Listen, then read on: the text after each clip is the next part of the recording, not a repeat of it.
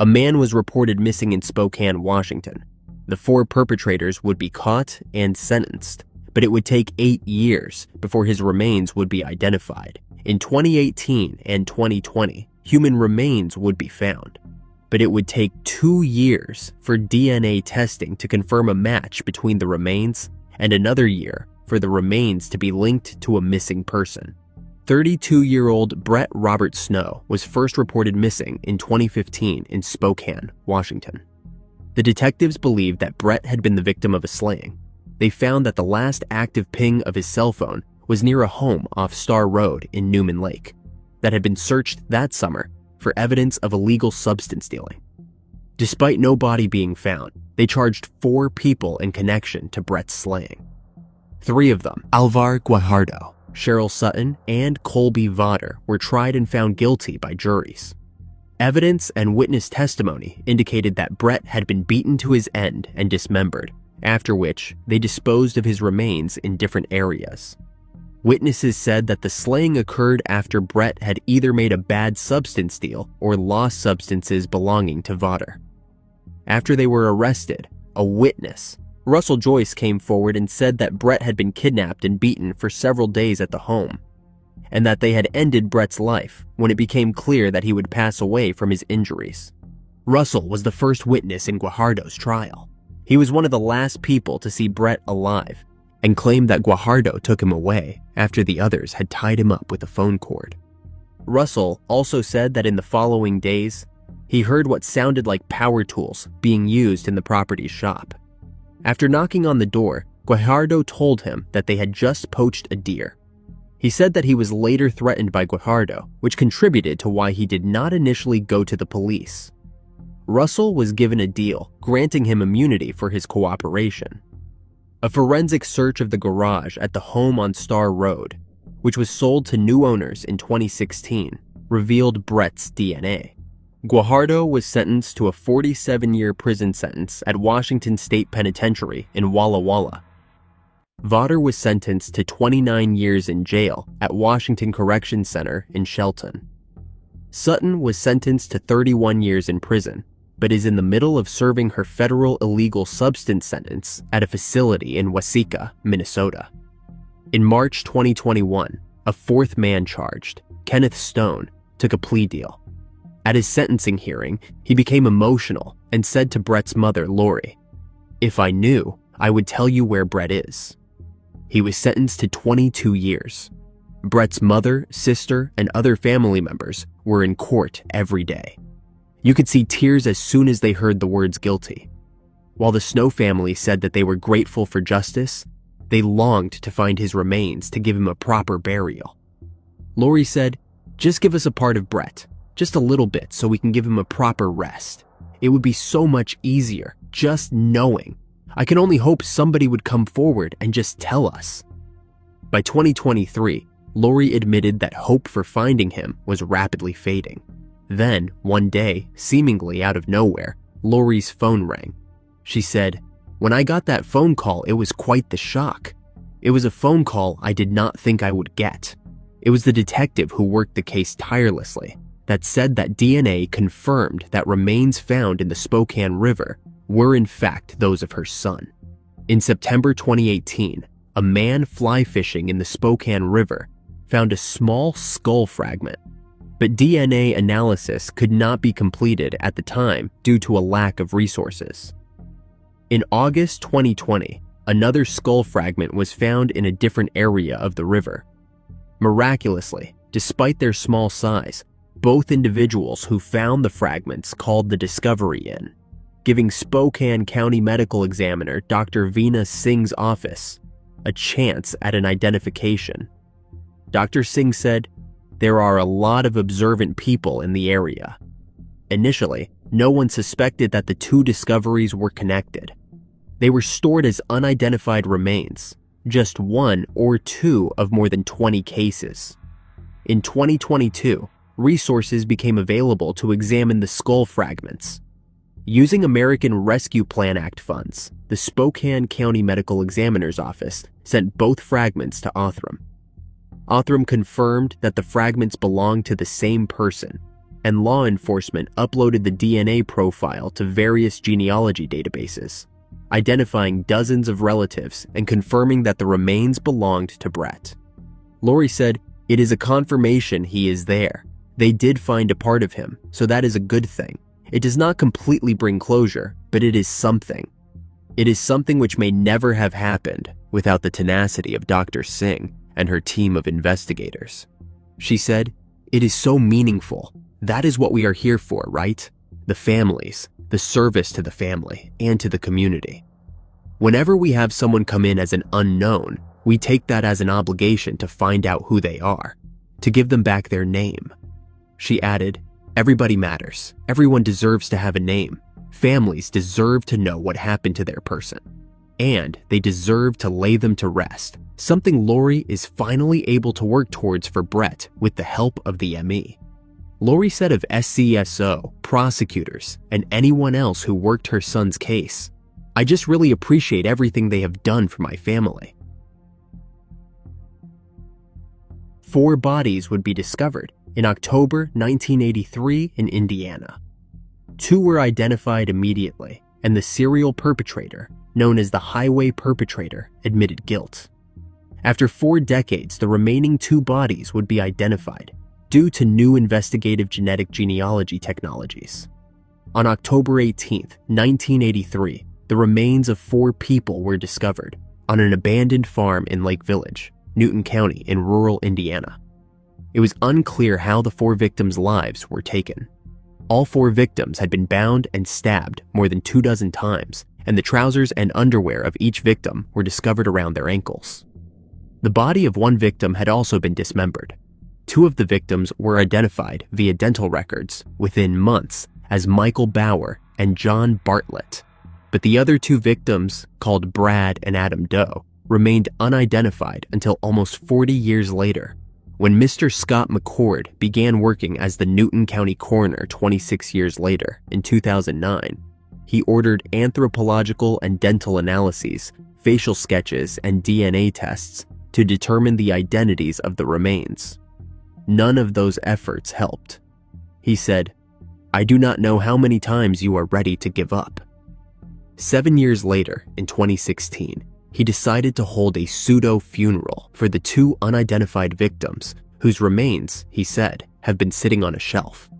He said, adding that 19 high school students volunteered to be pallbearers for the 2 victims, and that nearly 100 people showed up for the ceremony. "I know nobody would have the passion that I did to get these kids identified." After the funeral, he said, "Oh God, it was unbelievably emotional. Nobody knew who they were, but the people of our county just kind of took them in as their own." Then, in 2019, Newton County officials reached out to the DNA Doe Project with Brad Doe's case. After sequencing Brad Doe's DNA, they were able to find matches to several close relatives of Brad Doe to identify the remains as belonging to John Ingram Brandenburg Jr. He was a 19-year-old from Chicago, Illinois, who went to a friend's house one day and never made it home. With the success in identifying John, Mr. McCord then took the Adam Doe case to the DNA Doe Project in 2020. The DNA Doe Project said in a statement, "Working with highly degraded DNA, the case spent more than 2 years in the labs, where multiple attempts were made to create a workable DNA profile that could be uploaded to the databases used for forensic cases." Mr. McCord said DNA was taken from Adam Doe's bones, which were really degraded. Once they had DNA that they could work with, a team of investigative genetic genealogists began to try to find DNA matches. Mr. McCord said that they reached out to people they thought could be related to Adam Doe, in some cases even knocking on doors. Eventually, they tracked down a man who would later turn out to be a first cousin of him.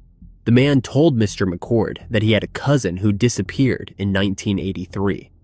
Mr. McCord said, "Literally, everything he started telling us about this young man just fell right into place." The cousin, whom investigators declined to name, led them to one of Adam Doe's brothers, whose DNA confirmed a match. In July 2023, the Newton County Coroner's Office in Indiana said that he had been identified as Keith Lavell Bibbs of Chicago, who was 16 when he disappeared. Mr. McCord said, "I think it was a shock to the family. I have known this young man as Adam just as long as the family knew him as Keith. It is kind of strange." Keith's remains could finally be delivered to his family.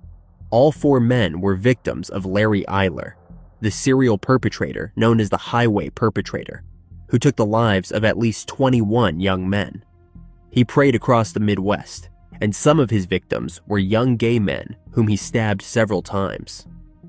Eyler was arrested in Chicago in October 1983 when he was charged with ending the life of 28-year-old Ralph E. Calise of Chicago, whose body had been found a couple of months before in Lake County, north of the city.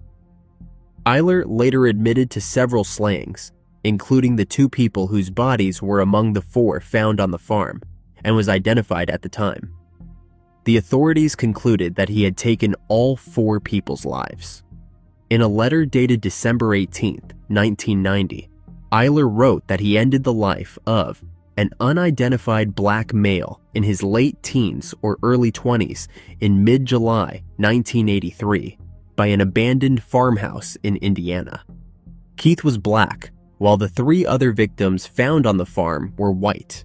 According to his confession, Keith was a hitchhiker who agreed to submit to a sexual act for $75, and John was an individual whom Eyler claimed to have been introduced to by his alleged accomplice, Robert David Little, at his Terre Haute residence. He was unaware of either of their actual identities. In addition, he is known to have disposed of any forms of identification that he would find on his victim's possession. Eyler passed away in prison in 1994, while on capital punishment for the 1984 slaying of 15-year-old Danny Bridges of Chicago. It is unclear how Keith and the other victims ended up in Indiana. Mr. McCord said that one of Keith's relatives long believed that he had run away from home. Mr. McCord said the following about telling Keith's family that his remains had been identified. "I know it was a shock when they found out how he lost his life, but it brings some sense of comfort, knowing where he is at, and pretty soon he will be back home where he belongs." In April 1995, Michigan police would receive a 911 call that would lead to an investigation that would only be solved almost 3 decades later. A father of 4's perpetrator would flee the country and only be found after the help of technology, bringing resolution to a family that suffered a terrible heartbreak. On April 24, 1995, around 6:30 a.m., the police got a call from a payphone in Lawton, Michigan. The caller said that a crime took place. She led deputies to the victim's body, which had been dumped in the parking lot of a vineyard on 92nd Avenue on 36th Street in Decatur Township. The victim was identified as 30-year-old Jose Cruz Armijo-Arreguin. Witnesses said that a man who had been drinking shot Jose inside a van. The 911 caller was the driver. Juan Luis Solis Reyna was named a suspect days into the investigation, but he ran from the police. The car he was driving was found dumped along I-55 in Missouri a few days later. The detectives tried their best to find Solis Reyna, but unfortunately, the case went cold. A breakthrough would only come almost 24 years later. Investigators reopened the cold case in February 2019, and finally, after 27 years, in May 2022, Solis Reyna was arrested after Van Buren County authorities teamed up with the FBI and located him in Monterrey, Mexico, where he lived with his family. They used technology to track him, and 5 months later he was extradited. Solis Reyna's attorney, Richard Catalino, spoke on his behalf in court. "Mr. Solis Reyna told me he recognizes that nothing he says, and nothing he can do, can bring back the life of Mr. Armijo. He regrets the demise of his friend. He regrets and feels deeply remorseful for the consequences it has had on Mr. Armijo's family for all these years." On July 28, 2023, after about 2 hours of deliberation, a jury found him guilty of second-degree slaying and felony firearm. Both men knew each other and were seasonal migrant workers in Van Buren County. Jose had 4 children, including 3 daughters. His one daughter, Lisbeth, 3 years old at the time of her father's slaying, said that the family members had no clue what led to the slaying. A statement from his oldest daughter, Sandra, read to the court, said, "My father's demise was the worst thing that could have happened to us. It left my mother to take care of 4 children at the time all by herself. We came to this country for a better life with her parents, and shortly after, he took our father from us. For many years, we lived in fear and with many unanswered questions. Why did he do it? Why did he take our father's life?" In a statement read by a victim advocate, his wife Amada said she struggled to raise their children alone after his end. "I have struggled emotionally and mentally as my soulmate was ripped away before his time." Ana, Jose's youngest daughter, told the court, "I would hear stories of my family in Mexico, spotting Solis, Reina living his life to the fullest, and always wondering why no one was doing anything about it." On September 18th, 2023, Solis Reina was sentenced to 25 to 50 years in prison and an additional 2 years for felony firearms. A man's body was found in his home in North Carolina in 1994. The case will turn cold for almost 3 decades, until the perpetrator was identified as someone close to home. On May 7th, 1994, Edward Ware's body was found at his home on the 200 block of Harris Street in Reidsville, North Carolina. Investigators reported signs of a violent struggle, evidence of robbery, and no forced entry. Despite an extensive investigation by the Reidsville Police Department and the North Carolina State Bureau of Investigation, the case grew cold as leads dwindled. On February 23rd, 2023, the Reidsville police re-looked at the case and its evidence. They then announced a break in this cold case with the help of new evidence technology. Reidsville Chief of Police Rae Gibson said that they are always investigating cases, but that this one had a breakthrough. The state crime lab retested the evidence to help the officers identify the suspect. Using a new program called STRmix, the investigators tested evidence dating back to the slaying. DNA evidence then led to Johnny Ware being charged with the first-degree slaying of Edward Ware. Johnny was Edward's nephew. Johnny was already in prison in Georgia for another unrelated slaying. While in prison, he was served the warrants for ending his uncle's life. He remained in a Georgia prison. When the investigators were asked how Edward's life was taken and what the motive was, the answer was that there was a lot of information that they cannot disclose about the case. The family of Edward was notified of the charge. Chief Gibson said, "They were extremely appreciative and glad that they can have some closure." He added, "They actually stated they wish that, the mother could have been here. The aunts and uncles, people that have passed on to know that justice is going to be served." Gibson said that multiple investigators worked on this case over the years. He said that this case shows them and others that this is why you do not give up on cold cases. Kevin Jones, a FBI assistant special agent in charge of the Northern Piedmont District, said, "I want to get families out there looking for hope and seeking justice for their loved ones to know that the victims are not forgotten. We will use all our resources and our new technologies to find and follow the evidence wherever it leads. And our objective is to find the truth." On November 22nd, 2024, Johnny Ware was sentenced to 50 years in prison. Monterey, California police never expected the interesting case that would land on their desk in 2014. One woman's body discovered would lead to another body found in a box under the kitchen table. And also, if that was not enough, a new identity was also involved. In February 2014, the Monterey Police Department responded to the demise of a woman in the 1100 block of 4th Street in Monterey, California. The woman, identified by her California driver's license as Francesca Linda Jacobs, with a birth date in 1955, had lost her life from starvation. No foul play was suspected. As part of the investigation, MPD officers and the Monterey County Sheriff Coroner located the decomposed remains of another person inside a box under the kitchen table.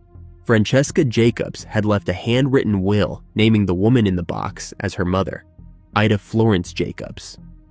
The remains were transported for an autopsy, where the body of a fully clothed woman was found inside of the box.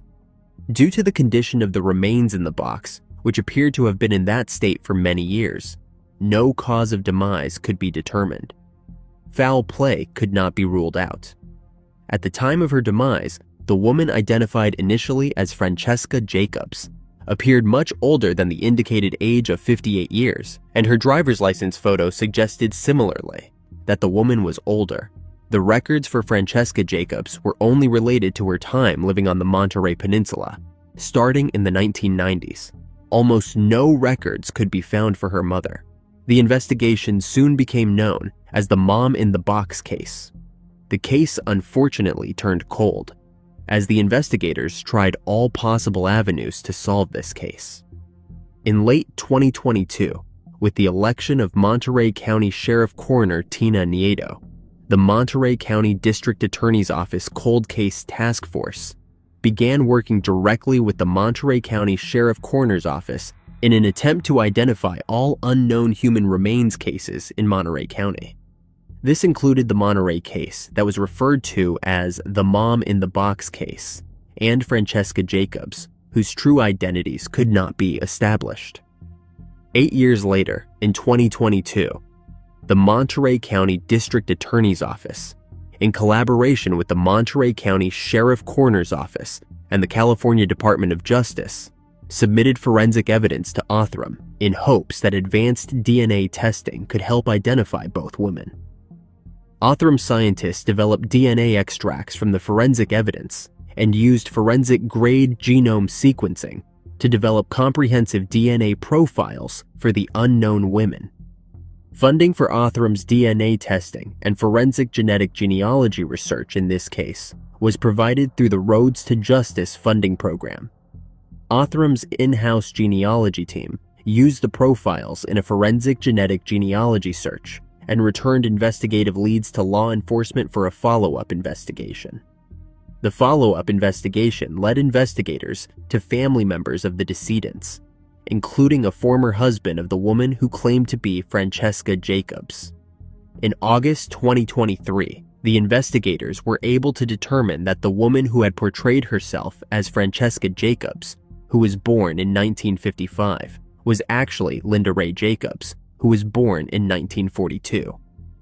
The California Department of Justice was able to confirm through confirmation DNA testing that Linda Rae Jacobs and Ida Florence Jacobs were indeed daughter and mother. As part of their investigation, the detectives learned that Linda Rae and Ida shared an unusually strong, lifelong bond. The reasons why Linda Rae Jacobs assumed a new name, or why she kept her mother's remains in a box under the kitchen table, are unknown and may never be known.